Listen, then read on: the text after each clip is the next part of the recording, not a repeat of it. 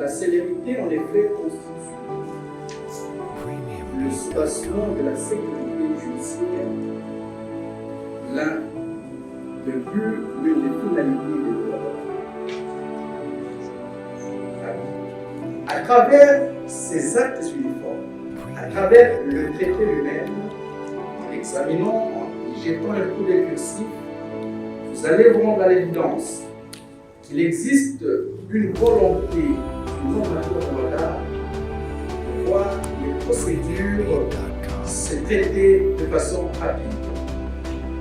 J'ai dit qu'il suffisait de jeter un coup d'œil cursif sur le groupement d'intérêt économique, l'acte uniforme, sur le droit commercial général, tous ces actes uniformes complètent à travers la lecture des deux actes de leur disposition la volonté du législateur de voir les litiges obligatoires en application du droit Ouaddar se faire aussi rapidement possible.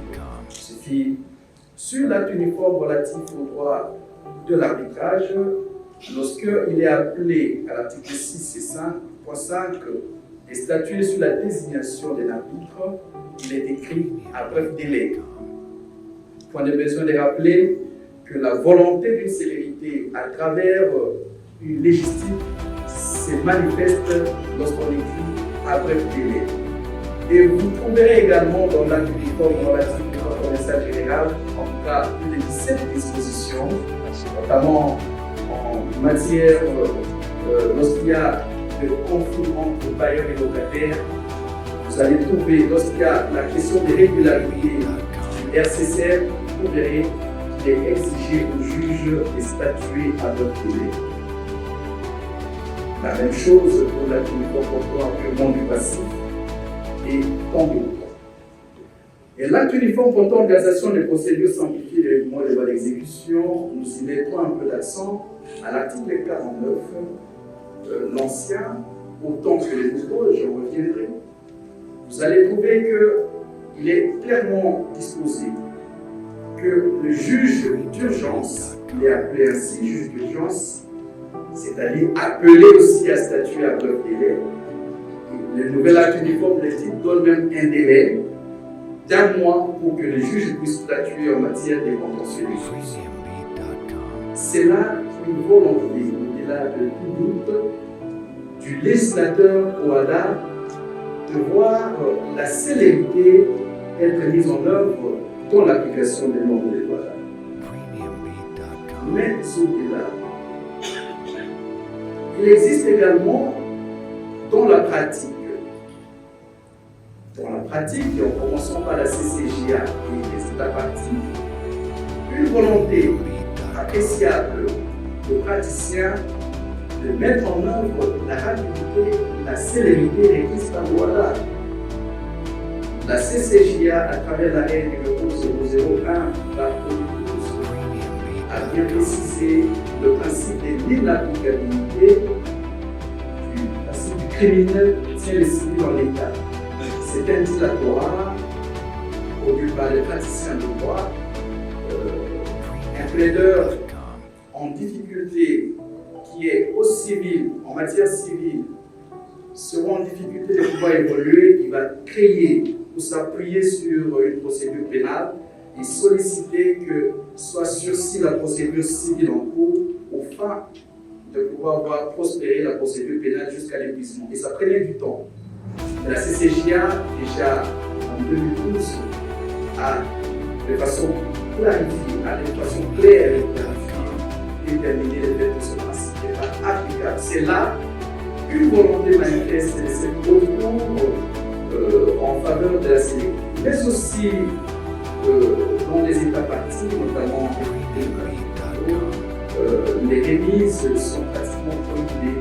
Et même dans l'acte uniforme de ces isolés sur les procédures simplifiées des recours de l'exécution, il est clairement prévu qu'il n'existe pas de remise en matière de contentieux d'exécution, sauf cas grave, notamment les prescrits de l'article 273 du dit acte uniforme.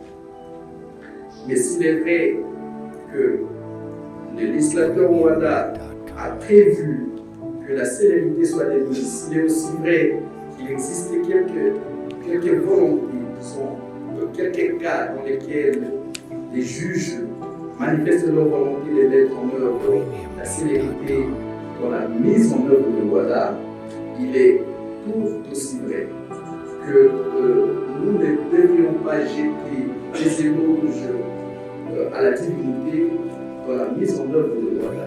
Il existe également des obstacles dans la mise en œuvre de l'OADA. Le premier obstacle, c'est qu'il n'existait pas, autant dans les normes de l'OADA, des délais bien précis de promotion. Je suis heureux que le nouvel acte uniforme de l'article 49 ait prévu le délai d'un mois à dater de l'appel de la cause fixé au juge pour se prononcer en matière de contentieux d'exécution. Mais dans d'autres cas, les prononcés ne sont pas précisés. Et cela donne une brèche au juge de pouvoir se lancer dans les appels en mentionné ceci. Mais au-delà aussi, il existe d'autres obstacles à la célérité.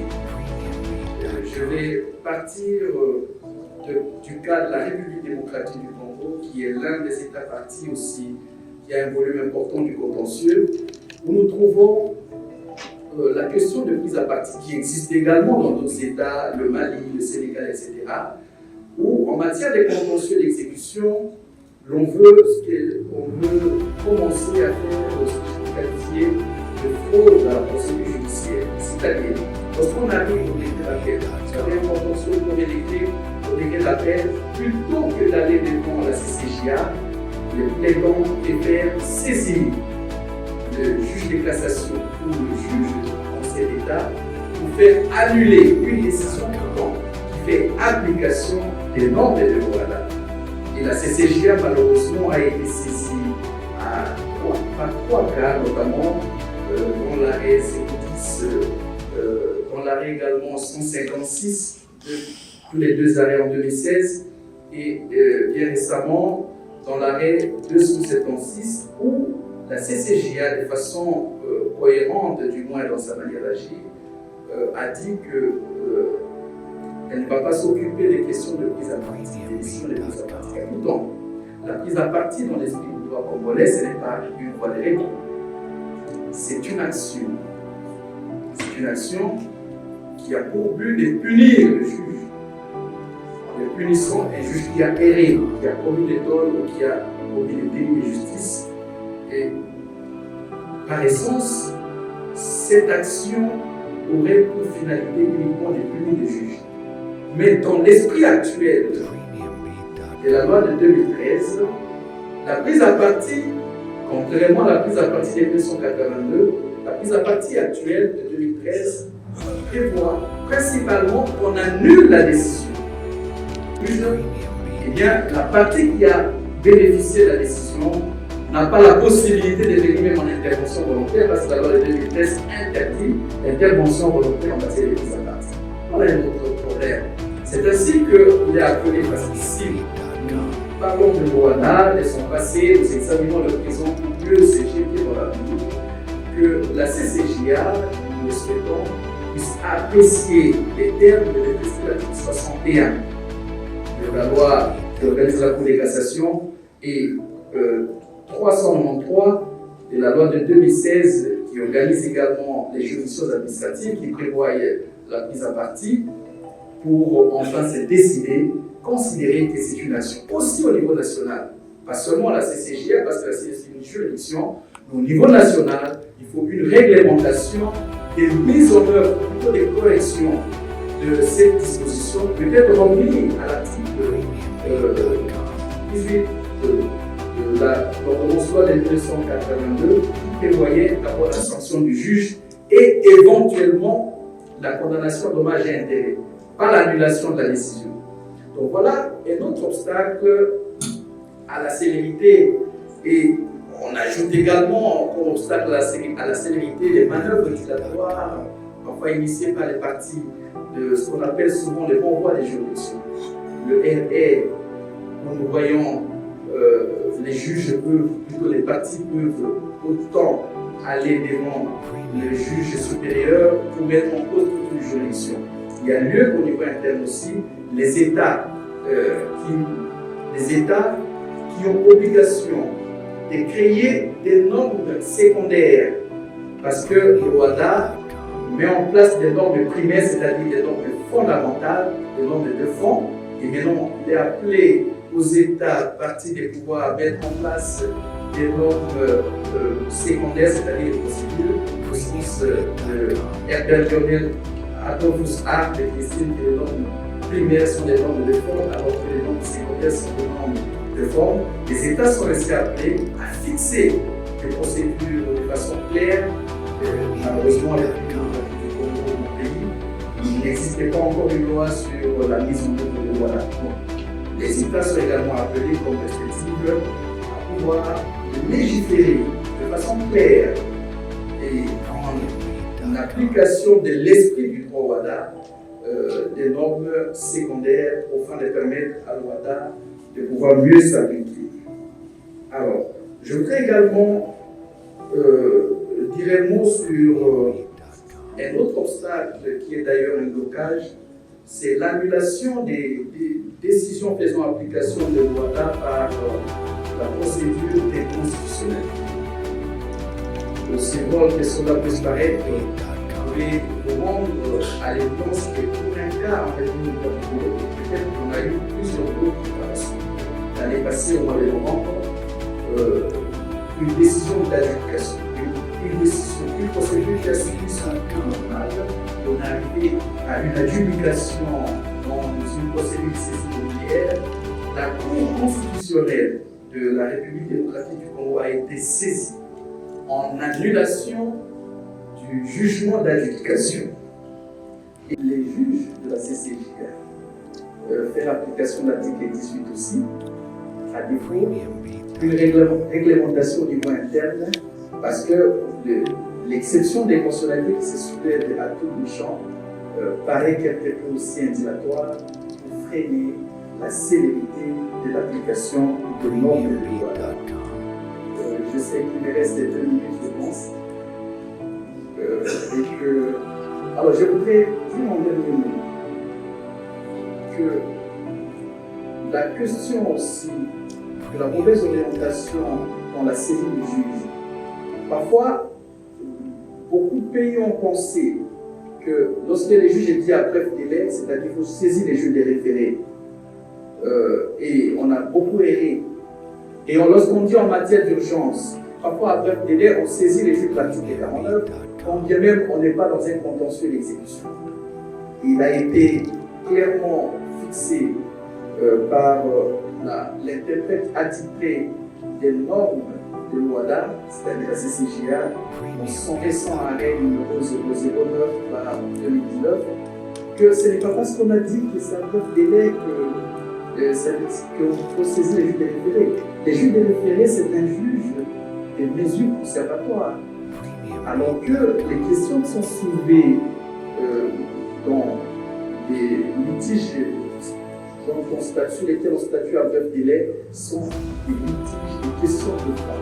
Et donc, dans cet arrêt-là, la CCJ a clarifié. Et aussi, je finis par la question du juge d'urgence. Cette question a toujours soulevé André Salive, qui n'est pas aussi juge des référés, du moins pour les cas congolais. Le cas du Cameroun est discutable. Mais qui est ces juges-là? Est-ce que c'est le tribunal de paix, les grandes instances, le commerce, etc. Les décisions de droit interne pour la RDC, excusez-moi de parler pour la RDC, il n'y a pas d'acte axiologiquement neutre. Pour les cas de la RDC, c'est le tribunal de paix pour les questions de saisie des biens meubles, parce que la loi interne l'est dit, et le tribunal des grandes instances. Le tribunal des commerces n'a jusque-là pas de compétences de statuer sur des questions de contentieux d'exécution. Et la CCJA a statué à plus de 4 arrêts là-dessus et a cassé plusieurs décisions quant à ceux. Je suis heureux qu'il y ait une loi sur les tribunaux de commerce, la modification de la loi en place où on va insérer les contentieux d'exécution. Et donc, je conclue en disant que l'OADA n'est pas à désespérer dans son application des États parties. Il suffit que nous puissions mettre en œuvre sur pied les normes secondaires au niveau des états pratiques pour nous permettre de mieux évoluer et encadrer les procédures. Je vous remercie.